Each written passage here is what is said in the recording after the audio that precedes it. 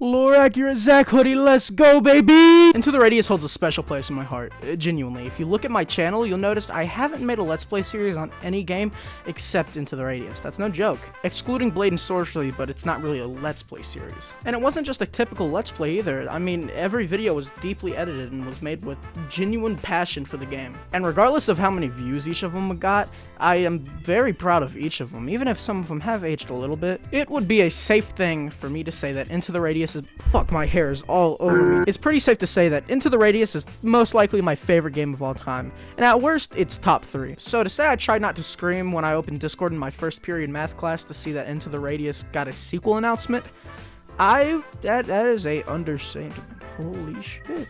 Into the Radius 2 is probably my most anticipated game, so obviously I'm very excited to see what comes of it. However, this excitement isn't without some cautious worry. In this industry, the quality of sequels are far and few between, ranging from pretty good to this should not have a release.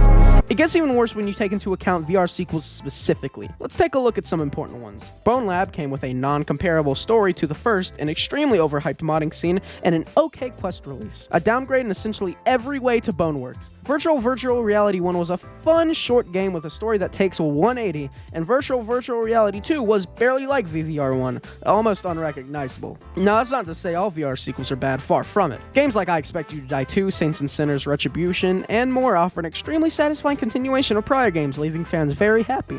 But man, Bone Lab specifically left a very sour taste in my mouth, and was the first sign of, man, VR has kind of fallen off a little. That was the big VR game of that year, so I can't feel like I'm alone with my opinion here. But anyways, this brings us back to Into the Radius 2. What do I want to see new? What do I want to see changed? What do I want to see removed? Well, that's exactly what I'm going to discuss. Mixing my own personal opinions with the public majorities, I bring you this neat little list. I don't know what I'm doing with my finger there. It's just kind of doing its thing. First off, Into the Radius has one of the biggest cases of home sweet home syndrome, which is definitely not a real thing. The inclusion of Vanno. Returning home after a long and dangerous day out in patrols was such a breath of fresh air. Being able to empty your backpack, get some good cash, and relish in your newfound safety until your next trip was amazing! And the devs knew this, as they would spin an entire update focused on improving Vanno, and would continue to add improvements with the recent update as well. They started to give hints of room customization with the inclusion of paintings of ITR artwork and Petro plushies that couldn't be sold and could probably be proud— I fucked up that line. And Petro plushies that couldn't be sold and could proudly be displayed in your room. Stuff like this existed before, mainly talking about the white props that you could find that couldn't be sold. But as of recent, they began to lean into a possible direction of customization, but it was very limited. All you could really do is place props where you want them to be. There isn't really any actual room customization. So, I think Into the Radius 2 should have a new edition of full room customization. I'm talking customizable floor and wall decals, moving furniture, etc. I like to be able to pay a chunk of change to maybe fix the decaying walls and fix the rug, maybe. I don't want it to be able to look like a mansion, but I want it to actually look decent. It'd be nice if there were some shop sections added for stuff to add to your room, like some shelves, a couch, some chairs, and other display items like paintings, display cases for some artifacts you find, gun cases, you name it. I think doing this would take a lot of work, but if the system is in-depth enough, I could genuinely see myself working at making the ideal home for hours. And to reiterate, I don't want you to be able to make a mansion. I think no matter how much money and time you pour into it, it should still look makeshift. Making it look genuinely clean and expensive would take away from the whole vibe the game is trying to go for, so there should be some limitation. However, with how much people have already decorated and customized their homes, I think an official customization feature would really make everyone happy. Hey, it's me here to quickly say that if you enjoy this video so far, please consider dropping a like and sub on the video, as it helps out a lot. Also, drop a comment on the description of what you'd like to see, and also if you have any additions or disagreements with my ideas. Hey, Posting Zach here to interrupt, but we've actually got some more Into the Radius keys to give away. Specifically, a quest and Pico key. Check the Discord server link in the description and join that. There will be a giveaways channel in there, and it's pretty self-explanatory from there. Thank you, Into the Radius, for sending me more keys. Anyways, let's get back to it. Second off, this is a bit of a no-brainer, and it's something that is inevitable. I want to see some more enemies. Most enemies consist of guys with autism powers, and while neat, they're mainly all taken down the same way, and stop posing a big threat after a while. There's not much you need to do to get rid of them, just add more firepower and they die. I think for enemies, they should genuinely take some inspiration from a little game called Lethal Company. I think a lot of mechanics of the enemies in that game would translate well to this game. Take the Bracken, for example. You have to look at him for a while for him to go away, but if you look at him for too long, he gets aggroed and goes to attack you. Something like that. The feeling of being constantly stalked in a game like Into the Radius would add a lot of unease and stress, and I think it'd be genius. Another type of enemy I'd like to see comes directly from a recent Lethal Company mod, the Skinwalker. For those of you who don't know, this mod changes the Bracken and makes it, get this, repeat things your friends have said to lure you. They take things that have been said and perfectly replicate it to make you think it's them. I've played it with friends before, and one time I was separated in a factory and I realized a new type of fear when I heard one of my friends laugh, only to get struck with the realization that, oh my god, they're at the ship right now. They can't be laughing if they're not fucking here.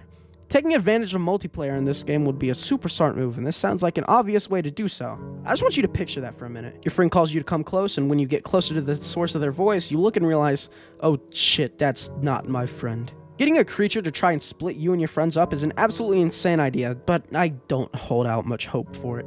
I really think it'd go a long way at adding to the horror and immersion aspect of the game, but I can't see it being added. Adding on to the no-brainer additions, I want to see no returning locations. Yeah, I want to see all brand new inspired locations. The only location I'd want to see return is an idea that is not mine at all, but one I've seen plastered around the community, and it's a good one. I'd like to be able to find an abandoned Vanno. Ruined, worn down, and heavily rusted Vanno.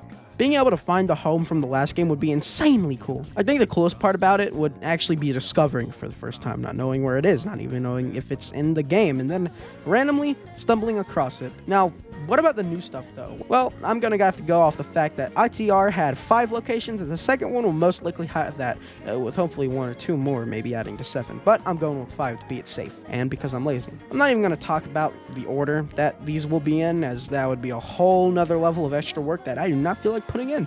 I'm going to try and keep these as varied as possible, but some explanations will be less detailed, just like the first area. I really think Perfect May is an extremely perfect first area. It's basic, but in the right ways. It's got a few very memorable landmarks, but to keep it intentionally simple. The landscape and vibe is relatively basic. I honestly think the first location should just be what Perfect May was. Simple, iconic, memorable, but basic enough. Now we get into the themed ones. Oh boy.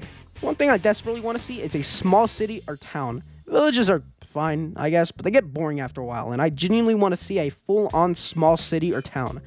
What I'm trying to say is, I basically want to see Tilted Towers. I basically just want to see Tilted Towers and Into the Radius too. Don't even lie with me, alright? Let's be so honest. Put your biases aside for a minute. You know a place giving off that same vibe would be so insanely fun. Most of the best places in Into the Radius are inside, in my opinion. So really, just give us more places to be inside in general. Before I get to the next one, I know a complaint I'm going to get is that is way too over budget for them. And for that I say, yep, you're right. This isn't what's realistic or plausible, not to say it wouldn't be possible at all, but this is mainly just fun. Anyways, I think a jungle area would be really neat. Tons of trees, meaning lots of natural cover, winding rivers would be fun to see, and honestly, just a more nature-based area that isn't 100% ruined by the radius would be a nice thing to see. Next, I'd really like to see a snowy mountain area that has a lot of verticality to its terrain. I